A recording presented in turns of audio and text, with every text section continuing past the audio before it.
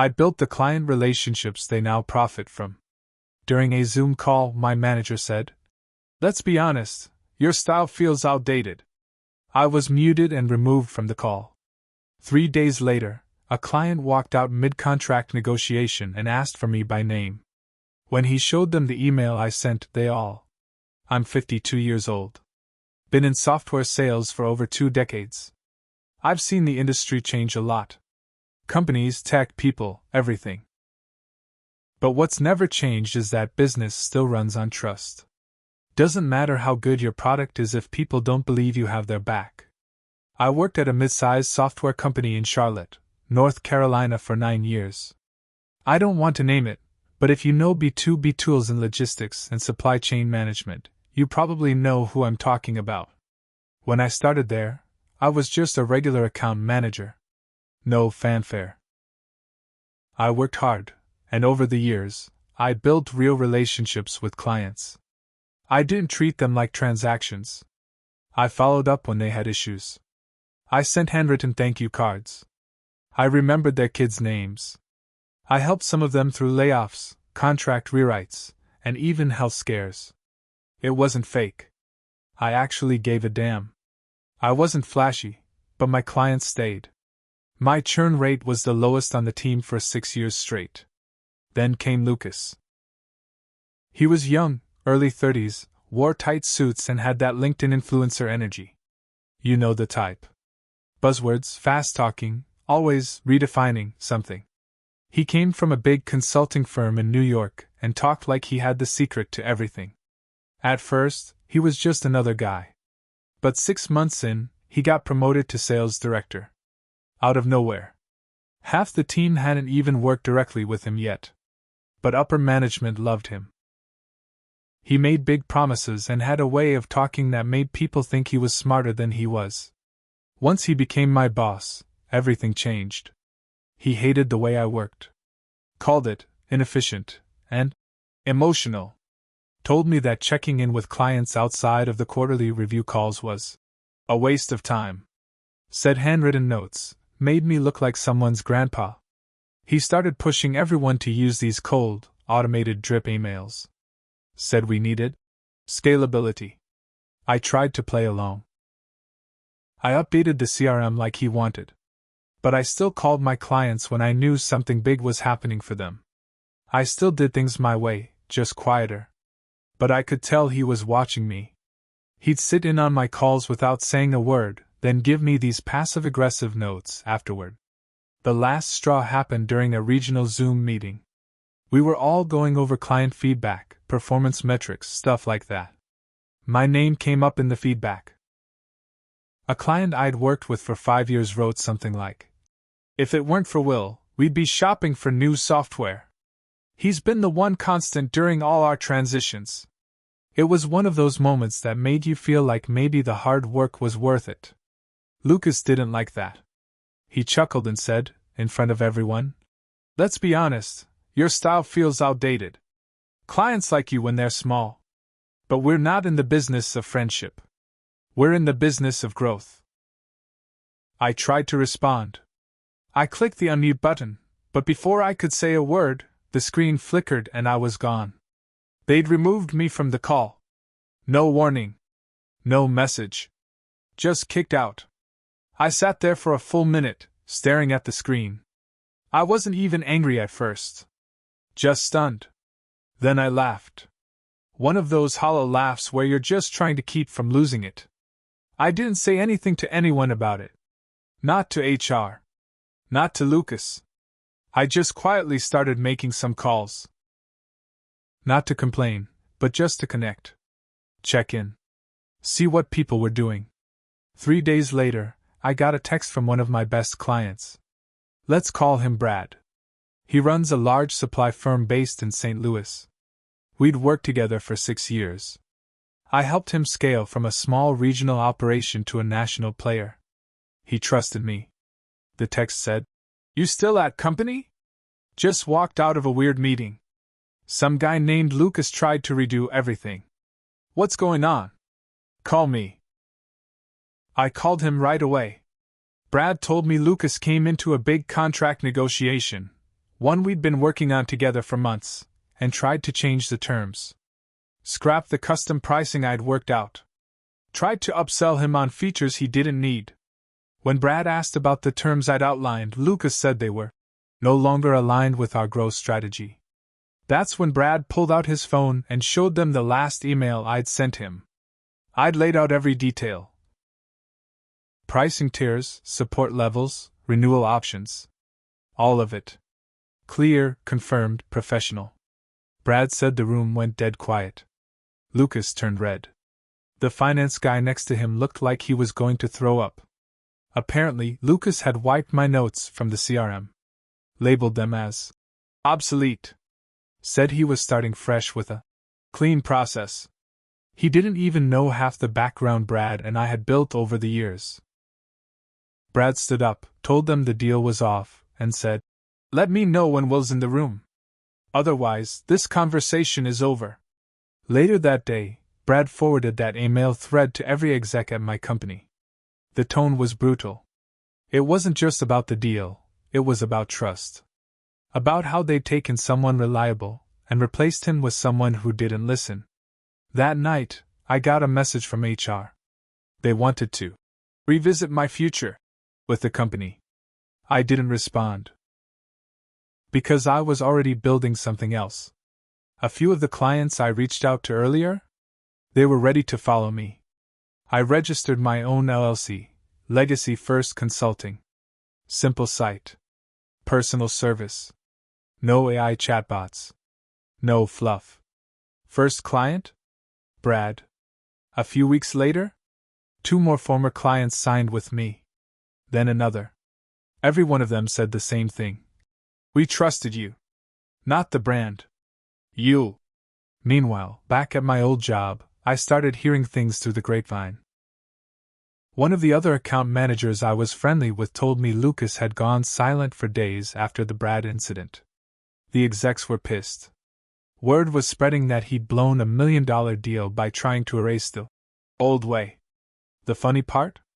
That old way was just listening. I didn't plan to hurt anyone. I really didn't. I just wanted to work with people who respected how I worked. People who understood that relationships are earned, not engineered. But once I started building momentum with my own consulting firm, things started getting weird. About a month after I signed Brad, I got an email from a client I hadn't spoken to in a while. Let's call her Melanie. She ran logistics for a manufacturing company outside Pittsburgh. She said she heard I left, and was wondering if I'd take a look at their current software contract. She felt like something was off. So I reviewed it. Turns out, Lucas had replaced all the custom integrations I helped them build with an off-the-shelf package, and raised the monthly rate by 30%. He also cut their dedicated support line and replaced it with a general queue. Melanie was livid. She said she never agreed to the new terms, and that the change had caused weeks of delays. She asked if I could help her move to a better system. I said yes. 2 weeks later, she walked away from my old company and signed a 6-month contract with me to help rebuild her infrastructure. Then the messages started. Anonymous emails. Some just blank. Others with one line. Watch yourself. A couple from fake addresses that said things like, "Hope your new business has a good lawyer." At first, I ignored them. But then someone filed a complaint with the State Business Board accusing me of soliciting clients in violation of a non-compete clause. Thing is, I never had a non-compete. I checked. My offer letter didn't mention it, and HR had never made me sign one. Still, it looked bad. I had to hire a lawyer just to clear my name. $3,500 gone. Worth it though. We shut it down fast. My lawyer even got a name. Guess who submitted the complaint? Lucas. When my lawyer called him out in a formal letter, Lucas denied it. Said it must have been a mistake, and that he was focused on leading his team. But he never filed anything else after that. Just wanted to scare me. Too late. I was angry now. I wasn't going to play defense anymore. I called a few more of my old clients, people I hadn't spoken to since leaving. Just to catch up. Every single one told me the same story. Lucas had come in, changed their terms, treated them like they were replaceable, and then acted shocked when they pushed back. By the end of month 3, I'd signed 5 major clients. All of them had dropped my old company. That's when things escalated. One day, I got a call from a former coworker. I'll call him Marcus. He was on the sales team, mid-level guy, smart but quiet. He said he needed to meet in person. Said he had something I needed to see. We met at a diner outside Charlotte. Marcus brought a folder. Printed emails. Screenshots. Meeting transcripts. I read through them slowly while he stirred his coffee like his hands were shaking. Turns out, Lucas had been logging into my old CRM account after I left. He'd used my name to send emails to a few clients, pretending to be me. His plan? Keep them calm while he phased out my custom terms. He didn't think anyone would find out. But one client noticed the signature line was off. Said it felt robotic, not like how I write. She flagged it to Marcus, who was helping with her renewal. Marcus looked into it and traced the activity back to Lucas's IP. I sat there staring at the folder for a while. I didn't know whether to laugh or throw the table over. He didn't just kick me out of a call. He didn't just steal my clients. He faked being me. That's identity fraud. I thanked Marcus, paid for his lunch, and told him to send everything to my lawyer. The next week, a formal complaint was filed with the company's board. I didn't go public. Not yet. But I made sure HR got a copy. So did the CFO. 2 days later, I got a text. Unknown number. You really want to do this? I didn't reply. Because I was already doing it. About a week after Marcus handed me those files, things started moving fast. My lawyer sent a cease and desist to Lucas and the company's legal team. The letter laid it out plain: unauthorized access to my CRM account, impersonation, fraudulent communication with clients. The message was clear: stop, or we go to court. At first, silence. Then, something strange happened. Brad called me and said their account, under Legacy First, was being audited by some third-party consultant. Said the guy was digging into contract language, timeline of services, even email headers. Brad asked, "Is this normal?" No. It wasn't. So I started calling around. One of my newer clients told me they just received a call from someone claiming to be from Enterprise Compliance, asking if I had pressured them into terminating their old contract. I hadn't. In fact, I was very careful not to step on toes when I started the business. Every single contract had clear documentation showing they came to me on their own. But the pattern was obvious. Lucas and his team were trying to build a case. They were grasping at straws now, trying to make it look like I poached clients unfairly. But here's the thing, they forgot who they were dealing with. I'd been doing this for over 2 decades. Every email, every call, every agreement. I had it saved. Even voicemails. One client even sent me a recorded Zoom meeting, with consent, where Lucas tried to trash me, called me a relic, and claimed I was getting desperate. The clients weren't buying it. In fact, a few of them started getting really curious about what was happening behind the scenes. One of them, Dan, who ran a trucking logistics firm in Knoxville, called me and said, "Something smells off. Lucas tried to talk us out of working with you by saying you were under investigation. I think they're in trouble." He was right. 2 weeks later, a junior employee from my old company, someone in IT, sent an anonymous email to my lawyer.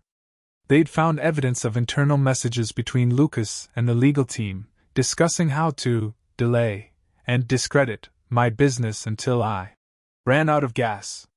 The employee even attached a PDF of a Slack thread. In it, Lucas wrote, "I don't care how good Will was with clients. He's a cancer. I want him gone. I'll sink him if I have to." When I read that, something in me snapped. This wasn't just business. This was personal. They wanted to ruin my name. After all the years I gave to that company, after helping them survive economic downturns, after carrying them through client losses, they wanted to smear me just to protect a guy who never earned his place. So I made a decision. I sent a packet to every executive on their board. Everything. The screenshots. The emails. The impersonation. The intimidation attempts. The fraud. All in one big file. Then I did something I didn't plan on doing. I went public. I posted a short, professional thread on LinkedIn. I didn't name names. Didn't trash anyone. Just told my story. That I was removed from a call, shut out of accounts I built, and later impersonated. I said I wasn't looking for sympathy, just making space for the truth. It blew up. Clients commented. Some thanked me. Others shared their own stories, how they felt betrayed after I left, how the company treated them like numbers. Then came the real twist. A week later, I got an email. Not from Lucas. From the CEO. The email from the CEO came late on a Sunday night. Subject line: "We need to talk." I stared at it for a minute before opening it. She introduced herself, Rachel Flynn. I'd heard of her, but we'd never spoken directly. She was new, brought in about 4 months before I left. Young but sharp, known for turning around struggling companies. Her message was short and to the point. She'd seen the LinkedIn post.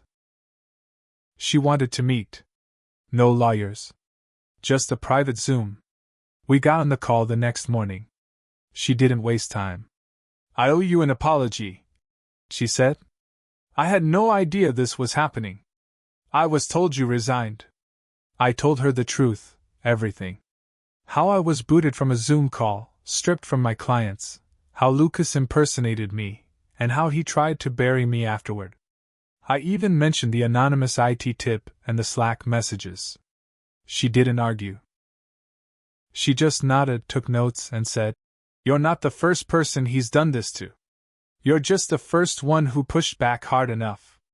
Apparently, Lucas had built his career on taking credit for other people's work, then spinning the numbers to show growth. But after I left and 3 more major clients followed me out the door, the numbers stopped looking so good. Rachel had already launched a quiet internal audit. What I gave her helped finish it. She thanked me and said she'd handle things. I didn't think much of it. Just wanted to move on.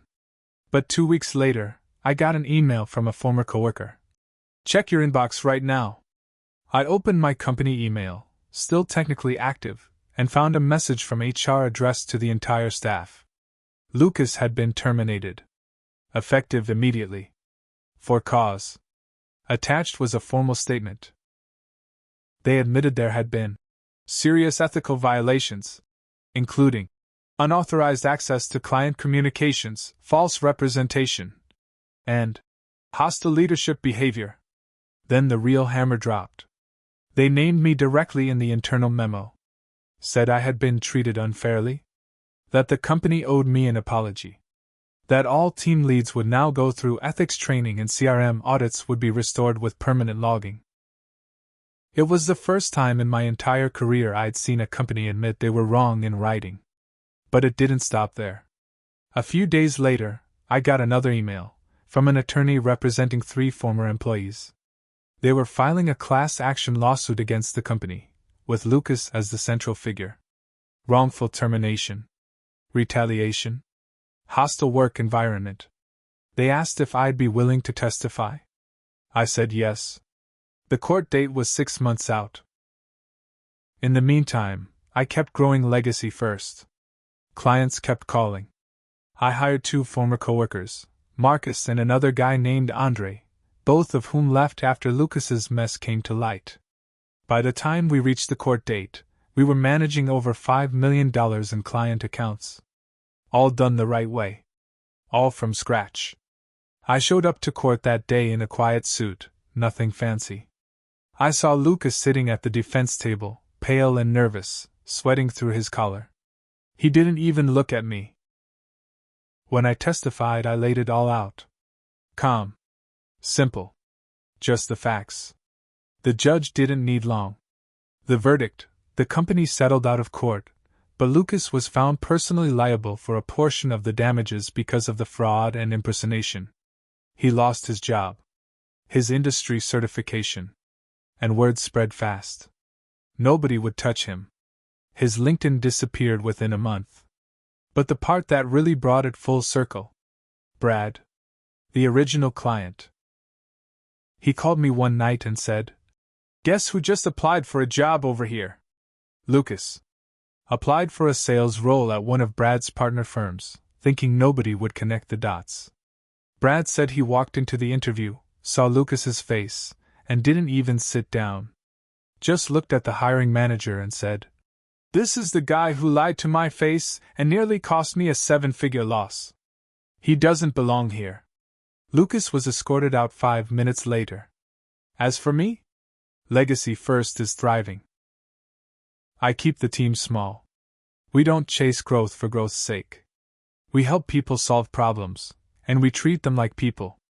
The best part? The CEO, Rachel, offered to bring me back. VP level. Full control of client relations. I told her no. I thanked her, but I said I was exactly where I wanted to be. Free. She understood. I'm not angry anymore. I'm not chasing revenge. But sometimes, the best revenge is just doing things your way. And watching the ones who tried to erase you lose everything trying to replace you. And Lucas? Well, last I heard, he's freelancing in Miami. Selling courses on personal brand growth. Still wearing those tight suits. Still trying to talk his way into rooms. But now, nobody's listening.